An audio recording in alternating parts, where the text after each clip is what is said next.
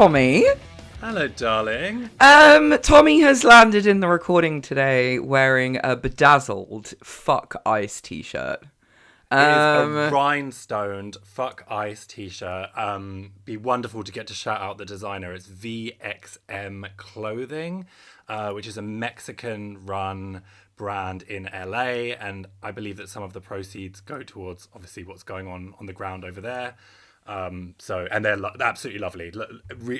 I got to chat with her because it was a custom piece because they're usually cropped. Just absolutely lovely small business. Oh my god, I love it. What's the Instagram handle? Well, we can stick it in the notes as well. VXM Clothing, yeah, absolutely. I mean, come on, bedazzled Fuck Ice rhinestoned t-shirt, like obsessed. Not amazingly easy to see that on a podcast, but we've also been fannying around with video and all sorts of other things that we're hoping to get sorted before the end of this season. Do you want some stats? Oh my god, yes please. Well, I can tell you that our pilot episode 1, has now had 509 plays. Oh my god, 509! Isn't that crazy? I mean, obviously, I think insane. at least half of those are us re-listening to it because we're nutters. I called Hannah today. She was like, I'm just listening to the podcast again. I feel like I've called you a few times where I've interrupted you listening to it. Yeah, okay. Like you said, it's that thing of listening to it back and trying to do it through different people's ears, I guess, through different people's lenses, trying to figure out who might be mad at me now. Yeah, I've been doing some of that. We didn't get quite as many plays on episode 2. We've had. And why was that? Well, we've had 170 plays on episode 2 so far, which is still obviously amazing. Thank you so much to everyone who is listening. But I put in the notes that this is where we will talk about Meta being a bag of dicks.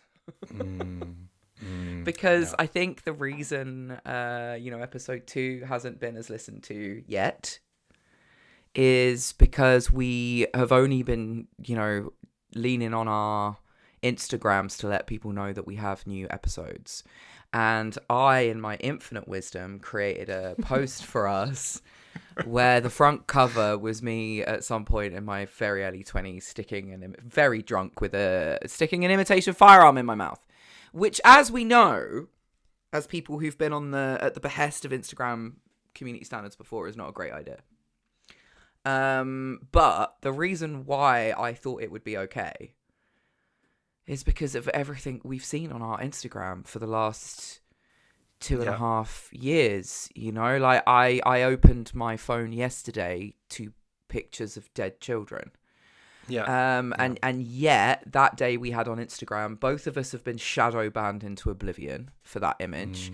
They've taken away my capacity to use lives, subscriptions, any kind of boosted content. I think any kind of ads. Let me say it with my whole chest. I don't give a fuck. Yeah. Look, I have been here so many times before. It's restricted me for so many different things, and like it is that thing of like, taking a leaf out of the sex workers books, like you've said before, because I do work with so many sex workers and I've taken so much just like from them and how they deal with this kind of thing. It's like, okay, so where are we going next? What are we doing now? Yeah, exactly. And I think I mentioned last week, this is not a conversation that you and I are ready to have.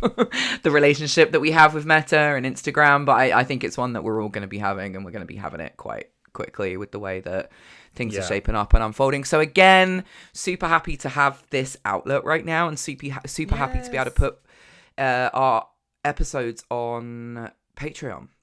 So we have now got 59 official audience members. So 59 people have signed up to Patreon. You don't have to pay to sign up to Patreon. I just want everyone to know you can be a free member. It's just that we can let you know when we're releasing new episodes. We can ask you questions. We'd love some interaction. We want to really grow like an audience and a community around this podcast. So I also then need to give a very special shout out to those audience members that are contributing and are helping to support us financially. So adding to those that we named last week, Stephanie, Alexis, Bex, Bev, Haunt Punk. They're our Bev. Our Bev. Yeah, our Ah! Bev. Shout out to our Bev. Our Haunt Punk Jenny, Andrew, Anna, and Ash. So our Oh. budget is now actually €37 a Oh my month. God, that was quick. I wasn't Wasn't expecting it? that because it was last time it was about 650, wasn't it? Yeah. I think we had sort of like €6 odd, so we were sort of cackling away. But we have now with a budget of €37.86. Oh. Bought some very posh mics and mic arms, and I Yeah. have been able to take some steps to stop us doing things like hitting the microphones. And Yeah. so a big shout out to our paid supporters. We're so glad that you're enjoying it. A lot of our mates in there. Yeah. There's definitely some familiar names in there. So again, thank you so much. And we are really looking forward to investing it back in the pod, keeping it ad-free, keeping it independent. So a massive shout out to everyone supporting on Patreon. Yes. Oh my God, thank you so much. Lovely, lovely Haunt Punk, lovely Kay in there. Bev is someone that we met when we were both still living in Berlin.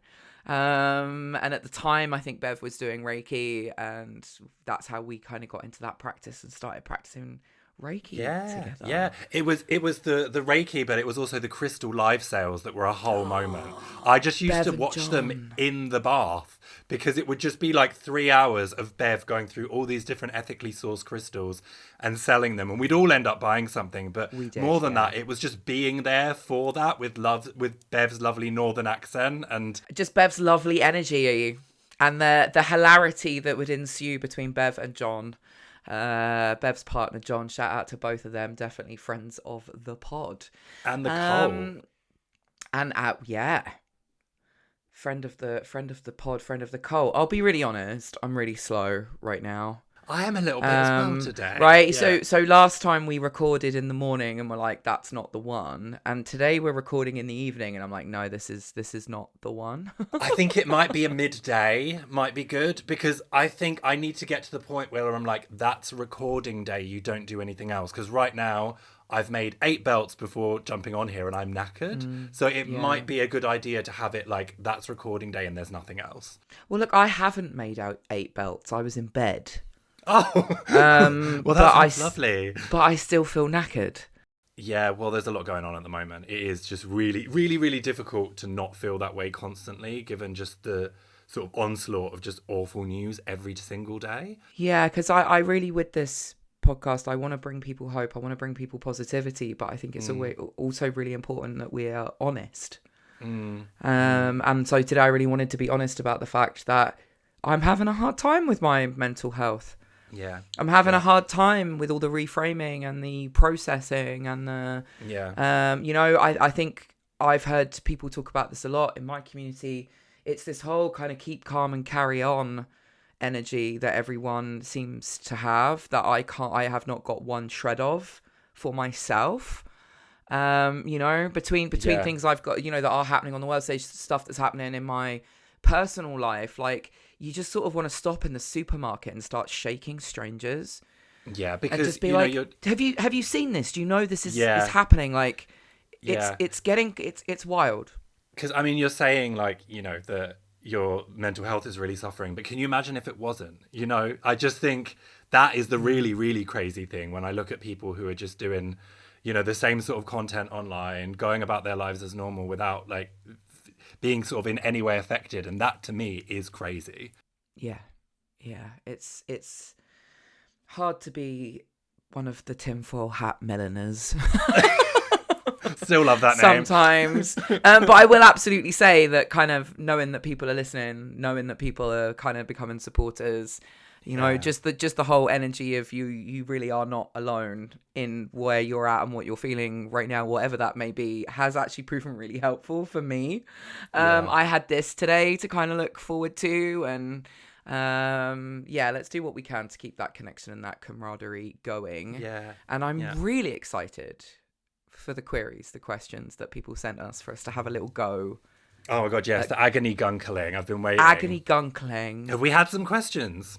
We might have to do another. We might have to do another episode. Really? For some of these. Should we let's just get straight into it? Okay. Yeah. Okay. So our first reader. For God's sake, our first listener It's Paige, by the way, Tommy. You know. Oh Paige. my God, So, lovely glamorous Paige from New York. Oh my God. lovely glamorous Paige. So shout out for Paige. Paige said, firstly, I'd like to share that if I live closer to you two, we'd definitely be friends. Paige, we are friends. Yeah, we are friends. Right, proximity has nothing to do with it in 2026. I've got friends who are nowhere close. Like you, babe, right? Like, absolutely, yeah. we'd be really good friends, the kind of friends that would sit by the fire, fart, and watch The Hunger. Oh my God, one of my favourite films. Yeah, definitely. I don't know about the farting though, Paige. We are British. Yeah, exactly. You can. One of my friends was once dating this guy, and we'd all been out. I think they'd played a gig or something, and we got back to our shared house, and we were there like eating some food or whatever, and then this guy tooted. He audibly farted and went, "Oh, sorry." She put her plate down, got up, left the room. Yeah. And I think he slept on the couch. Like, that was it. She just... I think that's completely understandable, to be honest. Unacceptable. Yeah, fair enough. Fair enough. So Paige, we'll put up with it, but only just. Only 'cause it's okay, you. so Paige's first question is, if you had to choose between Elizabeth Fraser, and I actually had to Google Elizabeth Fraser, I'm so sorry. Elizabeth Fraser was the vocalist for the Cocteau Twins. Yeah. I'm assuming one of the vocalists. I feel like twins, maybe.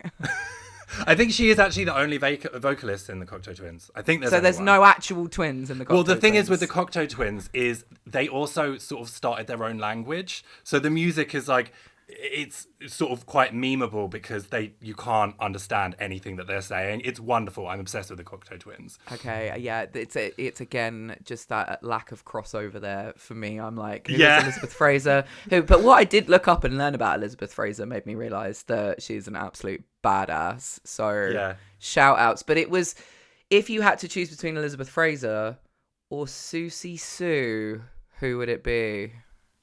Do you want me to take that one as the golf? I mean, I'm going with Susie Sue because I know who Susie Sue is. Okay. I mean, for me, music-wise, I'm much more into the Cocteau Twins. But in terms of the look, the glamour, the aesthetic, it's always got to be Susie because, Queen. Right. There we go. Yeah. The panic attack that I had about saying Susie Sue on the podcast today. Second question, though, from Paige. I'm going to try and keep my shit together. My second question comes from the constant and overwhelming feeling that Palestine has taught me endless lessons and shows up in the most beautiful aspects of my life as well as the hardest. What is one of the most important things Palestine has taught you? I'm just going to say, I mean, I've spent some time thinking about this. To never give up. I think Palestine really has taught me to never give up. I genuinely believe the Palestinian people have been and continue to give the collective humanity, whatever we call it now, just the most phenomenal gift. I love Paige saying there that, Palestine's all showing up in the most beautiful aspects of her life.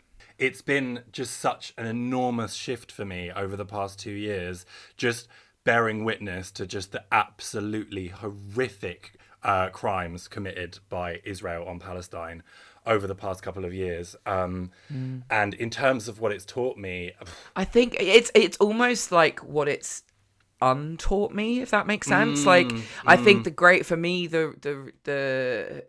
one of the hardest aspects, but also one of the most important things that learning about Palestine has taught me is to not believe anything I was told or taught, especially as a British person, about our history of colonialism and empire. And, Palestine is that thread that all of us can pull on that will then unravel so much, right? Because you start pulling on Palestine, you start pulling on kind of apartheid.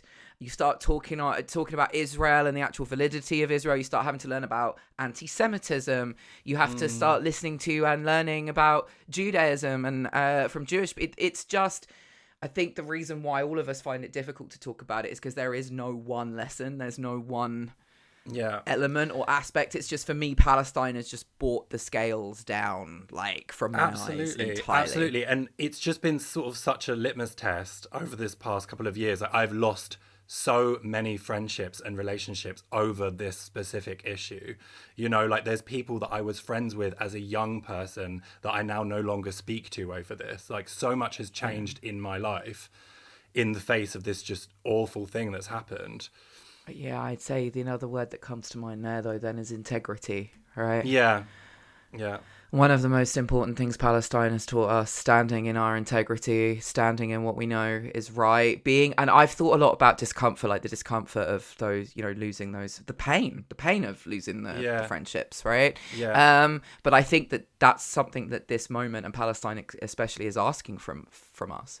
Is we've got to get into the discomfort or the pain that comes with decolonization. And just, you know, coming into sort of understanding a bit more about it, and the painful realization, especially with some of those people where it's like, oh, you actually always thought that way. I just didn't necessarily understand. I think I didn't realize, as somebody that lives in Germany, that Germany actually has the biggest diaspora of Palestinians in Europe. And that's really quite concentrated to Berlin. So we have a huge community here. And sort of since realizing that, I've noticed that there are so many of those kind of people in my direct community. And it's been so wonderful to realize that, you know, my barber's Palestinian, and, you know, like, I recently had to help a friend move. The person that helped move was Palestinian, and just being sort of in the cab and having a conversation and suddenly realizing that person's Palestinian, and then started talking to them and asking how things are and how many people that they still have back home and how their family has been coping with what's been going on, and just getting to have those conversations with, you know, real life people. And I found some of those connections that have helped me to understand better than anything else. Really great question, Paige. Thank you. And one that I'd encourage everyone to reflect on, you know, what is one of the most important things Palestine has taught you and continues to teach us, you know, like Israel are still killing Palestinians. There are some Bond villain level plans for Palestine emerging now, you know, so let's not stop talking about Palestine. Let's keep Palestinian liberation where it needs to be, because again, it's that thread that when we pull on it, it really does affect us and impact us all. Another lovely listener question, Tommy. Yeah. It's like the hot seat now, isn't it? You're like, oh no. Okay. Hi friends. Hello, sweetheart. I'm struggling with the idea of estrangement from my mum. There's been long-term hurt, and I've tried conversations, boundaries, distance, but I still don't know if cutting contact would be self-protection or something I'll regret forever. I feel like there's so much advice about leaving toxic partners, but almost nothing about leaving family. How do you know when you've done enough? And what steps should someone take before making that decision? How do you deal with the guilt if you go through with it? I'd love your thoughts, as mine have all started contradicting each other. Bisous, our friend Aurelie. Oh, lovely Aurelie. That is such a difficult one, just because, it's your family. And, you know, like, oh, Jesus Christ, I cannot with these questions today. It's really hard. Are you also finding it really hard? Yeah, it's really hard. Yeah, because my entire brain feels just like a fart inside my skull right now. Yeah. This is the thing, right? This is why I wanted us to also have an honest conversation about, like, I'm here and I'm recording and we're doing a podcast, but I also feel like shit. Right? I'm feeling depressed. And when I am dealing with depression, I have literal brain fog. I can't really concentrate. I can't turn on the personality that I feel people appreciate the way that I would want to. And I think that we need to talk about that. Completely. And I am such a workaholic that anytime I start to have an emotion, I just work until the point that I'm so tired that I can't work anymore. And then I have to go into hardcore self-care mode.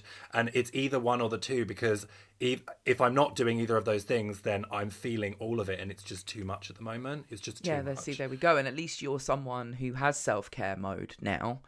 Because 10 years ago, you and I didn't have that. I used to say I went through life like a Panzer tank. It was just all forward drive all of the time, even with all of the carnage and the chaos that it was also synonymous with that point of life. And the difficulty is I know it wasn't normal and I know it wasn't healthy, but I still miss it. Well, it was a lot easier. It was definitely a lot easier. I mean, like the days we've spoken about before where I was just like really in my alcoholism, like there was so many problems, but at least I had a way of tapping out, and I don't have that anymore. And that's why sometimes it's just really, really hard. And I don't want to be that person I don't want to be drinking every day and messing up every important relationship in my life. But I also am finding it really, really difficult at the moment, to be honest. But that's why you're doing healthy things like writing a book at 2 o'clock in the morning. No, but I mean, we alluded to this. We mentioned this, I think, on the last episode, which you can tell I've listened to 300 times. No, we talked about, that idea of having compassion for ourselves around the coping mechanisms that we do have available at the moment, or the things we are doing at the moment. Because if you compare it to what we knew or what we had or what we were doing 10 years ago, I'm mega proud of us. Yeah. I'm mega proud of you, especially you're still sober. I mean, God knows how, honestly. But I think a lot of it is sort of testament to having the relationship that we have, though, and being able to call each other up and just be like, Jesus Christ, have you seen the news? Jesus Christ, like this is going on for me.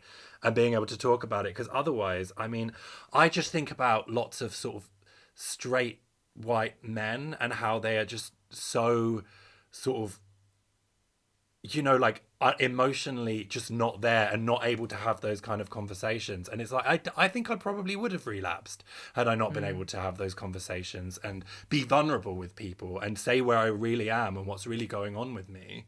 Yeah. Whew. So, orally, right? Yeah. I just when I orally was talking about struggling with estrangement, struggling with conversation, struggling with boundaries, struggling with distance. This is stuff that I'm struggling with right now. I think it's stuff that we're all struggling with, because everything, not to minimize orally everything you're dealing with, but I think everything is just so exacerbated by how little we feel that we have to give. Because of how much capacity is being demanded from us from this horrible exploitative extractive system that is doing its very best to sow this depression and sow this division. And let's name it. That's what I want to do here. We have to have these tough conversations. So I agree with Aurelie. I think there's an awful lot of advice out there when it comes to dealing with toxicity in personal relationships or even friendships, like romantic relationships, friendships. But when it comes to family, there's this weird thing that I think a lot of us were raised with, which is like, well, it's family. Family is everything. Family is always the thing that matters most. Like blood is thicker than water. And I think there has been like a huge emerging conversation around the need that some people have to go no contact. And if I have anything to say about that, I think it's the fact that it's always a really, really personal thing. And as much as other people might be able to share their perspective or their experience, it's still completely down to you what you decide to do is right for you. Yeah. It is such a difficult one, because I am the kind of person that has a tendency to shut people out, and when I'm done with you and I don't want to talk anymore. You've crossed the line and that's it. But I've never been in that position with my family. It is just such a tricky thing. I think for me, remembering we don't have to deal in absolutes. That's something I really struggle with. It's always like it's this or it's that. And I think being able to create distance and know that it isn't necessarily forever, that if you need to take that time and then, but also even if you fucking do need to do it for you and you do need to do it forever, like, I always like to say to people in the work that I do, like, I trust your intuition. I trust your instincts. I trust you to know what it is that you need and what is best for you right now, and how to prioritize yourself in that. But I think for a lot of us and the way that we're raised and heteronormative family dynamics, it means that it feels like a betrayal. It means that there is guilt there. It's not an easy one to unpack orally, I think, is what we're I mean, also what I always think with boundary work is boundaries are such a difficult thing, because it's always the person whose boundaries are being infringed on that is the one that then has to do the work and stay hard to that boundary, when actually they're not, they're not really the one that's in the wrong there. So it's always really tricky, because you're the one whose boundary is being infringed on, and you have to constantly be bringing them back to the boundary. And it is really hard when people won't just sort of respect your wishes in that way. Setting a boundary is not really one and done, or hasn't been for me, because I'm not very good at it. I think one thing that I learned that has been helpful for me is knowing that you can detach with love. I don't know where was that Melody Beattie, I think, wrote a book for people who deal with kind of codependency issues. And there's this whole idea of, you can detach, you can put these boundaries in, and we're doing it from a place of love. We're doing it from a place of compassion, because we can also be protecting the other person in our willingness to have that distance and hold that distance. That's what we call it, holding space, right? Sometimes holding the space for the person so they can see what they need to see or learn what they need to learn involves us stepping out and stepping back to create that space. So Arlie, just a huge hug from us both, because we both love you to bits. Yeah. And I think boundaries also, they come from a place of love, because it's like, I want to be able to continue loving you the way I have been, but these are the things that are going to need to change in order for me to be able to continue doing that, like, because otherwise I'm not going to be able to help myself. I'm going to step back. I am going to sort of recoil, because you've not really sort of left me any other option. So it's saying, I love you enough to tell you this. Oh, I love you enough to say this. I love you enough to tell you this. I love that. That's really strong. I'd also say as well, speaking, we don't have the experience. We haven't had to be estranged yet. From anyone. So Aurelie, I'd say also, speaking to people who can appreciate what you're going through. I know that it was a recurring topic in the rooms of recovery. The idea of I'm trying to unpack my stuff and heal, but I can't reasonably be expected to do that if I'm still interacting with or having to spend time with people who caused harm. And I learned a lot from people who were navigating that path of like estrangement and the guilt that can come with it, but also people who were able to share on the freedom and the joy and the clarity and the that came on the other side of that. So I think for me, definitely, my advice is always speak to someone who understands, who has been where you've been and is going through what you're going through. And it doesn't mean you'll necessarily completely align or agree, but usually that's where we get that ease and that relief of just being able to relate. But again, all more strength and power to you. One of the most amazing people that I know. 100%. And we're obviously both here for more conversations on that with you personally as well. 100%. In fact, I was thinking we have a little WhatsApp group.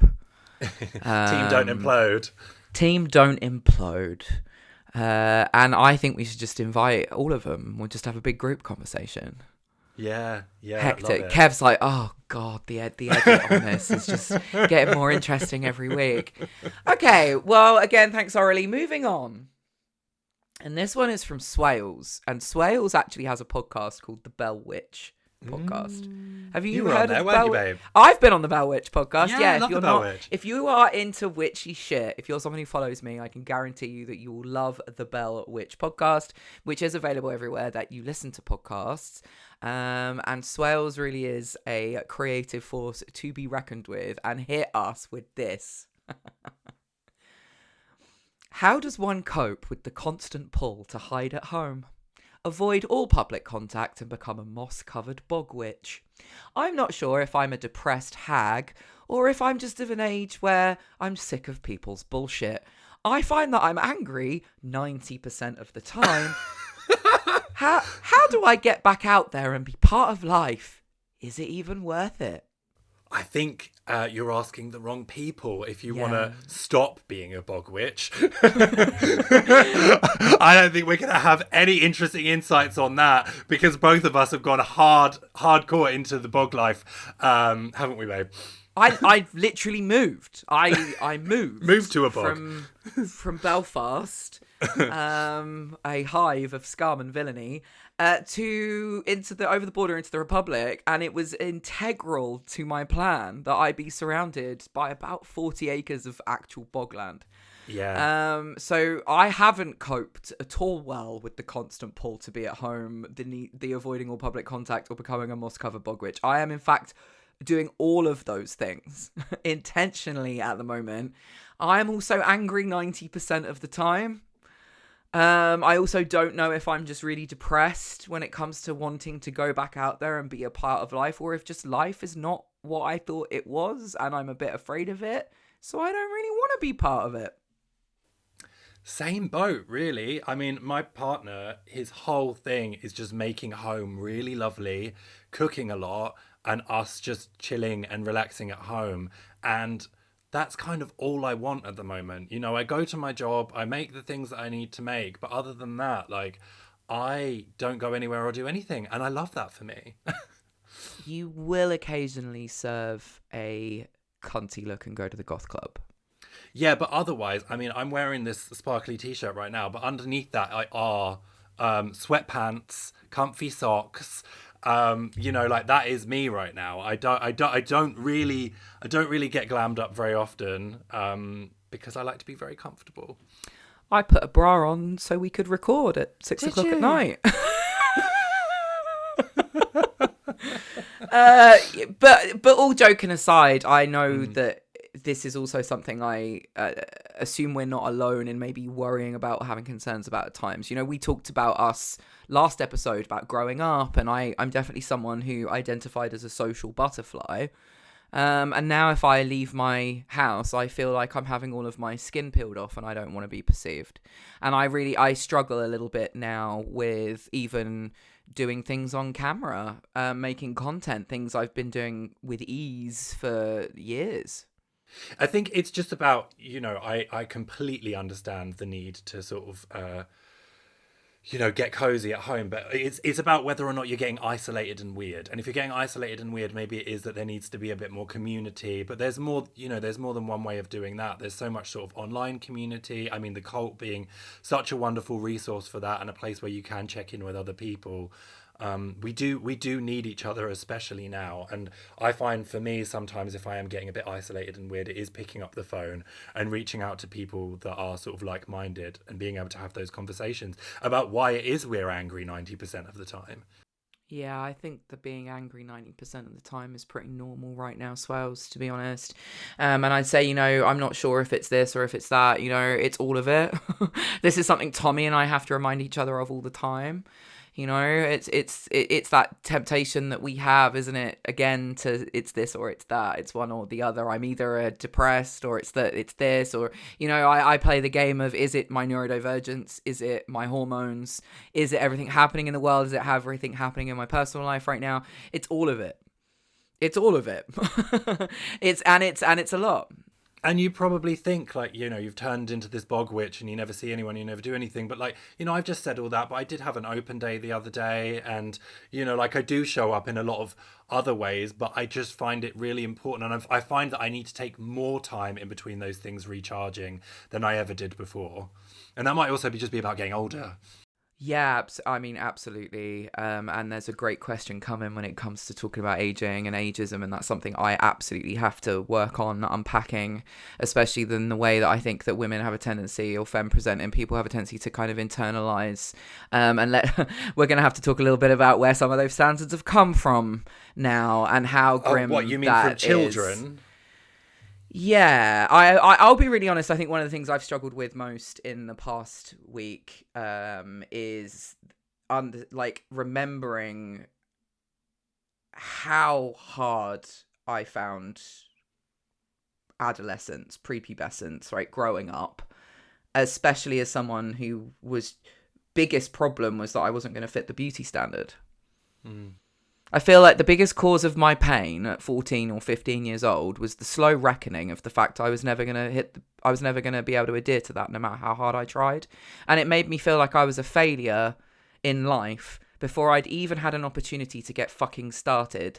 And then you start to look at Victoria's Secret and Ellison and Trump and how they owned brands. And you look at, you know, we had Arcadia and all of these brands on our high street that, you know, it was in the news that they were selling thongs to tweens and all that kind of stuff. But with the Epstein files and what is actually coming out in black and white, what we absolutely now know to be fact, again, it's one of those threads when you pull on it so much unravels, but the reckoning that comes with that, the realizing that everything wiping fuzzy hair off the razor blade, my dad's razor, when I was like 12 or 13 because I knew already that I wasn't allowed to have body hair. Like, let's have a minute for how fucking grim that is when we consider the rampant paedophilia that apparently now is an inherent component of our political system, our cultural influence. It's... Yeah. It's just so hard. Like, those beauty standards are so baked in, and they start so young. You know, as soon as you're watching television, it's just absolutely everywhere. And as we say, like, those beauty standards are based on children. You know, not grown women. And then we obviously how that is tied to gender and the way that we're taught to perform gender based on gender assigned at birth. You know, like, I think about being a little kid playing in the sand and my mum telling me I had to put a top on and me being like, why do I have to put a top on? I know why. And she's like, well, just because my brother hasn't got to put a top on. I don't have any breasts to speak of. But she's like, she used to just say to me, because you look older than you are. It's not your fault. It's that you look older than you are. You know, and it wasn't ever because we need to protect you. It was the energy of because other people will be made to feel a certain kind of way, and that's something you already at this age are responsible for. Yeah, it's not that they should maybe have a look at why they feel that way and that that's weird. They should gouge out their fucking eyes. It's that you would now need to be responsible for that, which is insane. And so I have not been okay this week. And I have been in bed, and I have been depressed, and I have been, and I just again, to anyone else who is feeling the same, especially women right now, like, we are not okay. We are all raging because it is a huge realization to understand that the life that was sold you and the things that you were taught and told to aspire to, it runs deeper and is worse than we could ever have possibly imagined. And that's for me growing up in the punk scene, someone who's always shouted fuck your beauty standards, but someone who also, if they're really honest, has been really affected by it and whose self-esteem has really, really suffered. That was a lot. That was a rant. You can have it for free. Have we got any more questions? This is healing. We do. I just want to say this is also healing, right? Yeah, it's healing. This is what we do. This is how we heal it, is we try to name it even if we don't have the words, and we sit in the discomfort and the weird pauses, and we have to try and just get okay with it. And I want us to be able to do that with this podcast. Yeah, that's it. So grim. We do have more questions, and I fucking love this next question. Right on topic as well. When we get to a certain age, we often know or look at who in the youth culture is driving change or being the new anti-establishment beacon, and we do get nostalgic, wishing we might return to this energy. However, who are the older influences still driving us, especially older women rejecting the idea that we're done or invisible after a certain age? Who are we inspired by, and how are we platforming these elders? Do you know who I'm really inspired by at the moment, actually, and who has been a really loud voice in terms of Palestinian liberation and is an older woman? Annie Lennox. Fucking Annie Lennox. I mean, what an incredible icon, and just what a wonderful back catalogue of music, looks, all of it, and has been fiercely outspoken for the Palestinian cause. Yeah, and the androgynous realness of it all in the 80s. Yeah, absolutely. Annie fucking iconic. Lennox, absolute icon. I think that'd be a big one for me. What about you? Patti Smith, for the same reason. Right, Patti Smith came. If you ever have an opportunity to read Just Kids, anyone listening, if you Just Kids by Patti Smith, the just heartbreaking story of growing up working poor, growing up with a lot of religion in America, and then moving to a city like NYC in the 60s, being there in the 70s and the 80s around Andy Warhol. Just that whole that book, I think, really just had such a huge impact on me. And then seeing Patti Smith with the long silver hair kissing the Palestinian flag, right, still touring, still playing, making music, writing poetry, talking about death and grief and loss, like in terms of inspirational elder energy, for me, absolutely. Another one, we lost Pam Hogg recently. Pam Hogg was also fiercely outspoken, a complete icon, somebody that, you know, people, I think, from that time in terms of fashion and sort of punk fashion, they tend to think Vivienne Westwood. But Pam Hogg, I mean, she was still kicking around when I was in London. She was still running nights. She was still DJing. She was still doing so much right up until the very end. I was going to say, as I understand it, right until the point that she passed. Yeah. And that had an awful lot of influence and an awful lot of legacy and the outpouring of love as well. So absolutely rest in power, Pam. Viola Davis is someone that I just think is a powerhouse, a force to be reckoned with, and someone who is on record as saying my whole life has been a protest. In terms of being a black actress and speaking truth to power at every opportunity in terms of the disparity between how hard she's had to work in her career compared to some others who I would have mentioned, but they also can't advocate for anyone or anything. Yeah, no, that's it, isn't it? And I mean, I think there's so many that have spent their whole life sort of advocating for queer rights, which is wonderful, but then when this has come up, this is too divisive. They're not able to speak about that, and I think it's a shame. Jane Fonda. Jane Fonda turned 82 in jail while protesting climate change. Wow. And has been a fierce advocate for Palestine for many, many, many years now. So I'm all about anyone at the age of 88 still using their privilege and their platform, or learning they can use their privilege and their platform, and actively going out and getting arrested and understanding what that can do, in terms of the conversation and the media. There's Dawn a couple French. Oh, Dawn! Fucking, yeah, Lovely absolutely.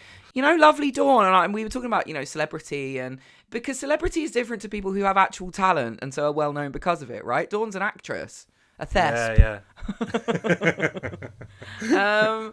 People online that I find myself being influenced by in terms of driving culture, Lou Featherston is on Instagram as Lou in Louland. And Lou is absolutely unafraid to run around talking about orgasms and the menopause and looking fucking fabulous at the same time. A fierce advocate for aging and the power that kind of comes with it. And Heidi Clements. I was going to mention Heidi. I really like. I think I actually sent some of Heidi's videos to my mum. Yeah, Heidi's absolutely an amazing storyteller.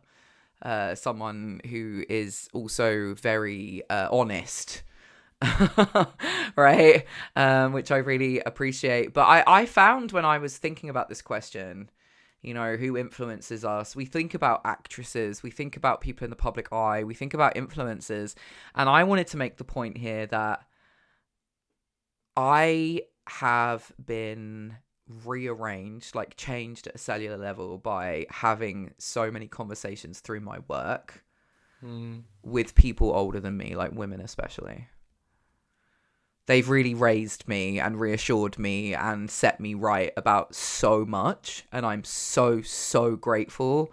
So I think for me, keep being inspired and platforming elders is definitely about like being aware of people in our communities, having those conversations, understanding the amazing wisdom that is available, and platforming also now has to be protecting. It has to be us protecting these stories, trying to look out for people, Yeah, I mean, you've got a lot of sort of older women and femmes in the cult as well that you've been able to sort of platform and work with as you've gone as well. And there's been some amazing conversations in there over the years. We wouldn't be the community that we are without them. We wouldn't be the community we are without the diversity, right? So without the queerness, but also without the huge diversity that there is in terms of lived experience. Yeah. And I'm telling any other 40-something fucking perimenopausal millennial right now, if you need a kick up the pants, right? If you need a little bit of tough love, if you need a little bit of hope in the sails, go and have a conversation with someone older than you. Go and have a conversation with someone in their 60s, their 70s, because they've got this energy of like, yeah, first time. Welcome to the rodeo. But I can see, just like as I get older, the less bothered I am by the little things, and I'm really looking forward to how that feels sort of 20 or 30 years down the line, just as those fucks get less and less and less. And you can see it in a lot of those older queer people, older women, where they just don't give a fuck anymore. And I'm looking forward to that, because I still do give a little bit too much of a fuck. Yeah, no, I've got none left. I can tell you it's a fucking brilliant place to be. But it's also scary, because we also got used to social currency, right? We got used to doing things in a certain way. It's like I said, it's something that is hard for me to unpack, but that I'm continually still trying to unpack. But the rage that comes forth is a tough one, as we were talking about with Swells' question there. And I think what I like about some of the people who inspire me is that there's still fun, and there's still joy, and there is still sass, and there's, it's like, as we age, we talk about, becoming elders, or our crone era, or we think about the fact that we just have to be wise, but I think wisdom takes a lot of different forms as well. Right, and the fact that you can be a real inspiration to someone in the outfit, like Lou, in the outfits that Lou wears. Lou is like, you want to make me invisible, right? As a woman of a certain age, good fucking luck when I'm wearing a feather boa and like 6-inch glittery heels, know who you mean. Naked through the shopping center. Gorgeous, yeah. So I think, we talk a lot in our communities about the need for rage alongside whimsy. And I think when it comes to the question of kind of aging and ageism, and it's also this idea of, you don't have to be some wise guide. You don't have to be like someone who sits and holds circle and rattles the bones and kind of like, I mean, you can if you want to. I think Swales, actually, you'd be into that. There's a lot of ways to inspire people. There's a lot of ways to share your wisdom. There's a lot of ways to kind of show up in whatever way suits you best. And I think for me, that's what I've learned from these older women, is this idea of just, you do you, hun. You do you more than you have ever done you before, and that is a strategy that now is just always going to pay off for you. Well, that one was from Moxie, so shout out to Moxie for coming in with the question on kind of who keeps us inspired, especially those elders blazing the trails, leading the ways, those, especially when it comes to activism. So many people have been in the trenches for so much longer than us. Like, I'm so new to this. I really have no idea what I'm doing. Yeah, no, completely. So people who are just like, okay, here we go. I've been there. I've done this. I threw those first bricks at cops. I love the energy. Okay. This one I think's for you. Oh, yeah. Really? Well, this is from Good Luck Babe. Good Luck Babe. Hello, nothing serious here. Let's enjoy a complete lack of crisis together. Oh, lovely. Should we have a little moment with a complete... I don't know whether I believe you, Good Luck Babe, first and foremost, but I'll take it. Merry crisis. Been happily solo a while, and I love my own company. But I'm finally at the point where romantic and sexy connections sound appealing again. No rush, just a realisation on my part. Trouble is, I'm tough to match. Finding interested people isn't the struggle, but finding people interesting? I know the answer to this non-problem isn't going to be lowering my standards, lessons learned, so I guess I'm left with help. I became the freak of my dreams, and now I can't find anyone to date who doesn't make me wish I was alone. Oops. I came to love myself, and now nobody can match my nasty. Oh my God, keep flying that freak flag, honey. Yes! That is the best advice. Absolutely the best advice. That is the best advice. And honestly, if they can't handle you at your big freaky fabulous, then they don't deserve you at, whatever else. Like, you do you, and people will admire the authenticity. Yeah, I don't think there's any other strategy available when it comes to dating or some sexy connection. I think once upon a time there would have been a little bit of compromise, right? Is it John Waters that was like, John Waters, who said if you take someone home and they don't have books, don't fuck them? Yes. Right? I think we were the generation that didn't pay any attention. We were too busy looking at your CDs or but I think that rule applies now more than ever. There's a little bit of like, it isn't just kind of who you are, it's what you're about, and us aligning in terms of our values and our beliefs and stuff is more important. It feels more important now than ever. Yeah, Yeah, no, absolutely. I mean, I have been really struggling, sort of, even just with friendships where I feel like perhaps I can't have those kind of deeper conversations and things have sort of like slowed down because of that. And I mean, imagine then you're in a romantic relationship and somebody's like going to be living at your house and you can't even have any proper conversations. Like, what's going to go on there, you know?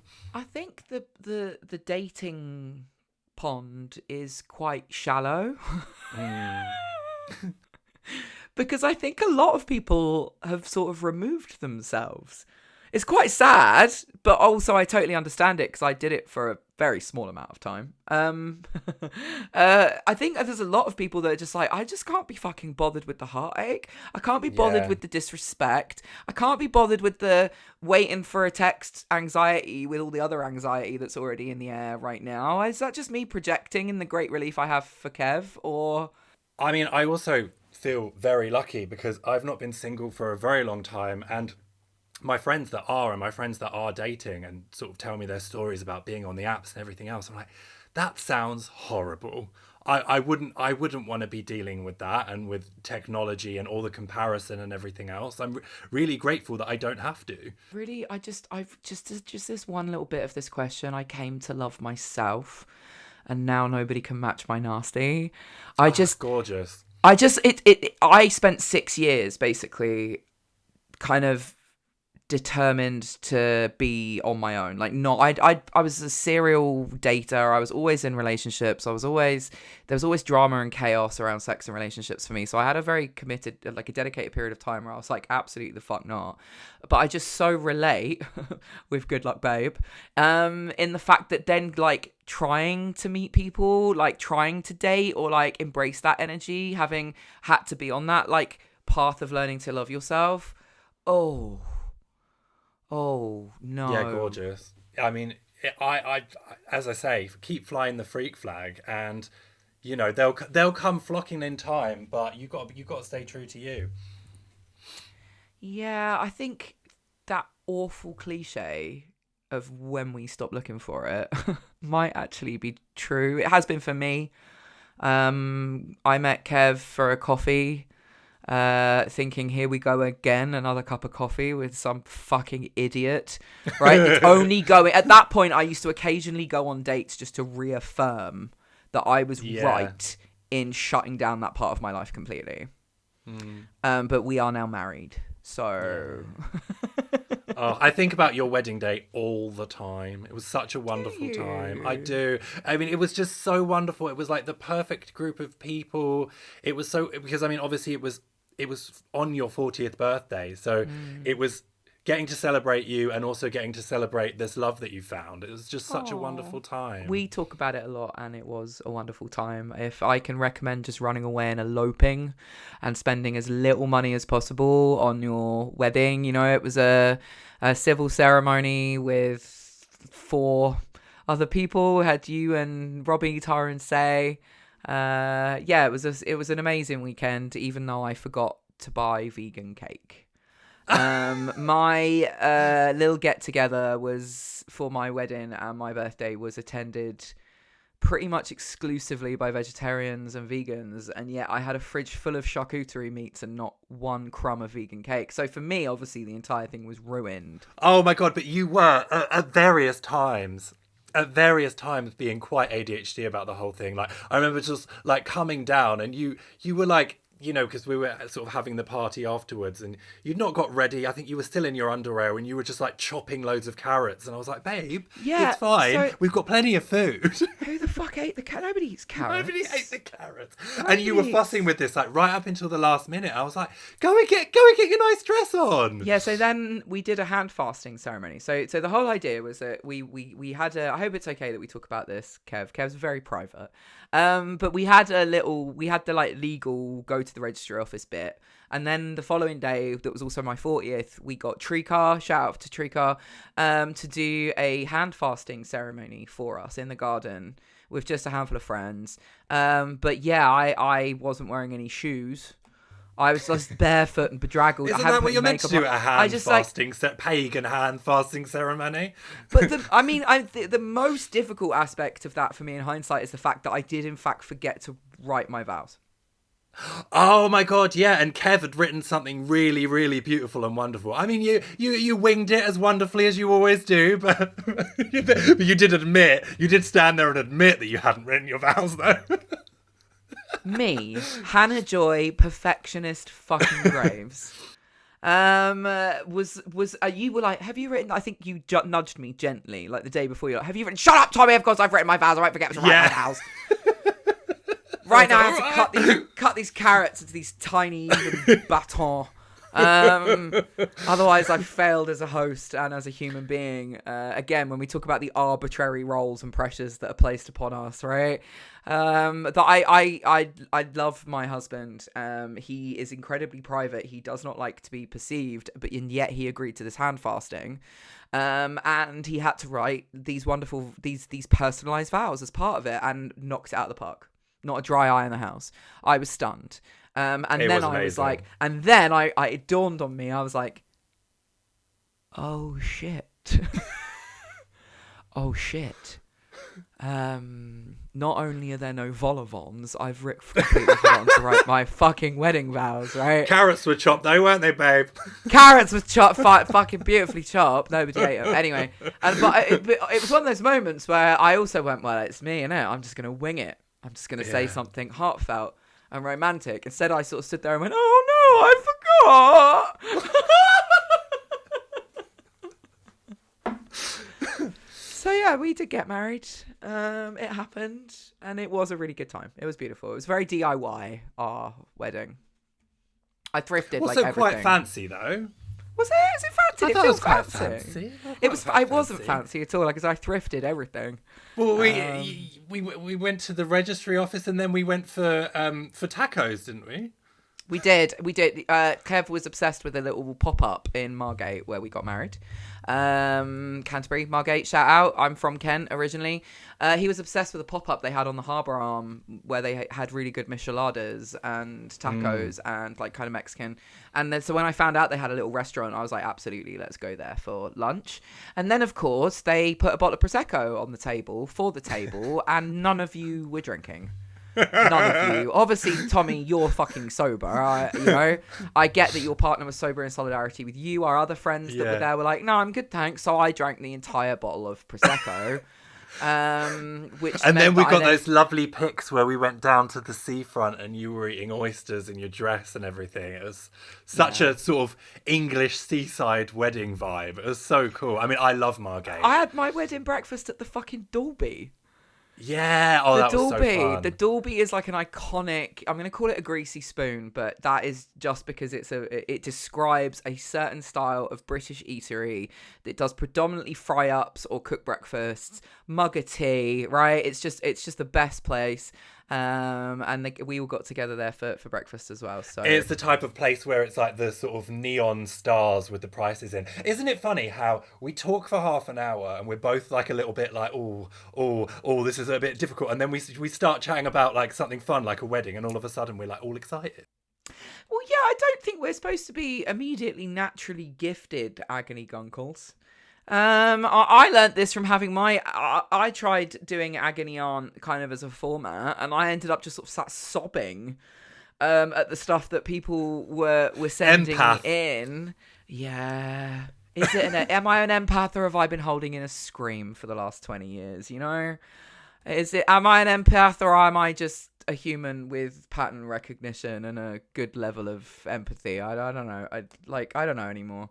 I just think I'm so tired of, again, another thing I've had to unpack, being a teenager that had mental health problems.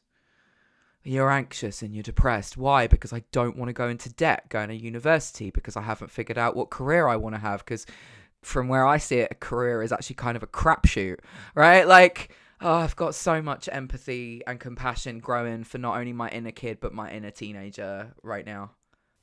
I can also remember that time of being like, oh, should probably go to university. Don't really want to go to university, but be like in the depth of my alcoholism and really struggle there. Feel like I failed, then go into retail for the longest of times because I felt like I couldn't do anything else. There's a lot we could say about early onset alcoholism, right? We used to do a whole episode, of course, around, I've had struggles with substance abuse, alcohol abuse. We met in recovery for alcohol abuse, I think I have a lot of compassion, again, is the word, for the kid in me who didn't have any other tools, who already was in pain, because I felt like I could see the fact my life was being laid out for me. And I was not okay with that. But I felt like the more I tried to say to people, really? Really? They're like, yeah. Like your mum and dad, they're like, yeah, really. You might as well just suck it up, sweetheart, because this is what we do. This is how you have to do it and how everyone else has to do it. And you might feel a certain kind of way about it. And it's at that point I was like, oh, I could drink tequila. But I think drinking culture in England is such that you can really fly under the radar and nobody will ever really notice that you've got a problem. But it really weird, because I remember being in recovery and sort of hearing lots of people saying, like I was in so much denial about it and all this, and I never really had that. I can remember very early on, like having my first drink and thinking, oh, this is going to be a problem.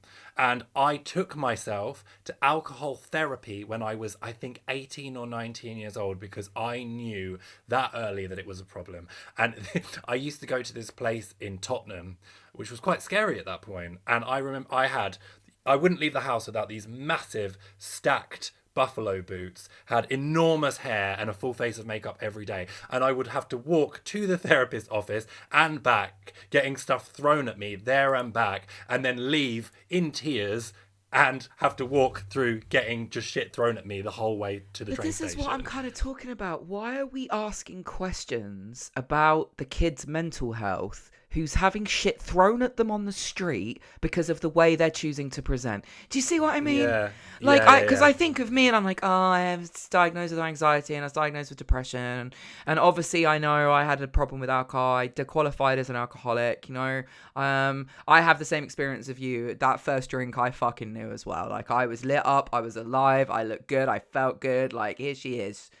This is the way that I'm going to be able to do it, because without this, yes, I can't be funny. I can't all these things that I want to be and the way that I want to show up. I'm going to need to always have this thing. Otherwise it's not going to work. And people aren't going to like me. I found it. I figured it out. Yeah, that was it.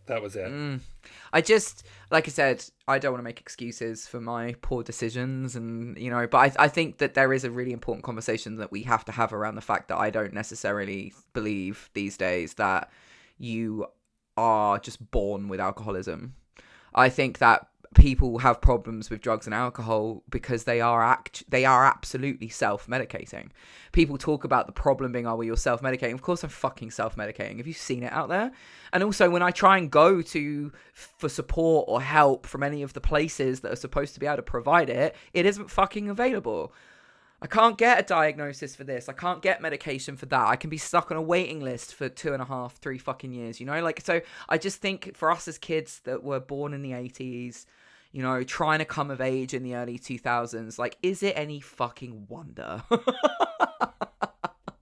Yeah, no, that's it. And I think in a lot of ways, it is great that there's a lot more language for this kind of thing now. And I think there are so many more resources, certainly online, for finding out about these various different things and what you perhaps would be able to do and what kind of tools there are available. Don't necessarily think I had that. I mean, I can remember at school, I was obviously getting very bullied and things were really difficult, and they sent me to the school psychiatrist, and they would read out in the register, Tommy Vowles, you need to go to the purple room. Everyone knew what the purple room was. They had one of those wavy IKEA mirrors, and it was all like, at least it was purple, lighting. Babes. It's a little bit yeah. And it's just like, I'm sorry, but could you perhaps have a little think about how that might make things worse? No, but this is what I'm talking about. Why weren't we taking the people who were bullying you? Yeah. Why aren't they the ones being called to the purple room to talk about their aggression and their behaviour and their lack of empathy and their... Do you see what I mean? All that system did was embolden those people by further isolating you and singling you out. Yeah. Well, I mean, I can remember them calling my parents into the school, like, and bringing me into the office. Like, I didn't know what was going on. And, like, you know, they would be asking me, what are they calling you? What are they calling you? And, like, through, like, tears and just, like, a lot of pressure, saying, well, they're calling me gay. And them asking me in front of my parents, well, do you think maybe you are gay? I was, like, 11. Beside the fucking point, lads, isn't it? Really? Yeah. Beside the point. It's that I'm 11 years old. I have to be indoctrinated into this society through this school system. You have a moral responsibility as an adult to protect me from fucking harm. And all you're doing is perpetuating the harm of the bullies. Plus the fact, I'm obviously very lucky to have extremely accepting parents. But can you imagine the position somebody would be in that didn't have parents like that? Yeah. You know, that were then being... like they were telling your parents that that's what you were being called at school. Like, that is terrifying. Well, yeah, because then you're the kid who's having the shit kicked out of you at school and at home. Yeah, exactly. Moving on. Have we got any more questions? No, that was it for this Okay. episode. We have got some more, which I think we can take a run at another time. Okay, lovely. Those were the lighter ones. Oh, right. Okay. But, you know, again, if you want to leave us a comment, send us a direct message, anything like that, you can do it in our Patreon. It's Tommy and Hannah. At this point, it's just patreon.com/Tommy and Hannah. And that's where you can find episodes. You can, like I said, you know, send us messages, leave your feedback. We love to hear from you, and sign up as a supporter if you would like, and we'll give you a shout out. Thank you so much for tuning in again to what is still currently called Tommy and Hannah. You can follow us on Patreon under Tommy and Hannah. If you've got any further questions for us, because we're going to keep doing the Agony Guncling, there is a form in the Patreon, so we'll catch you there. Thank you so much again. Bye!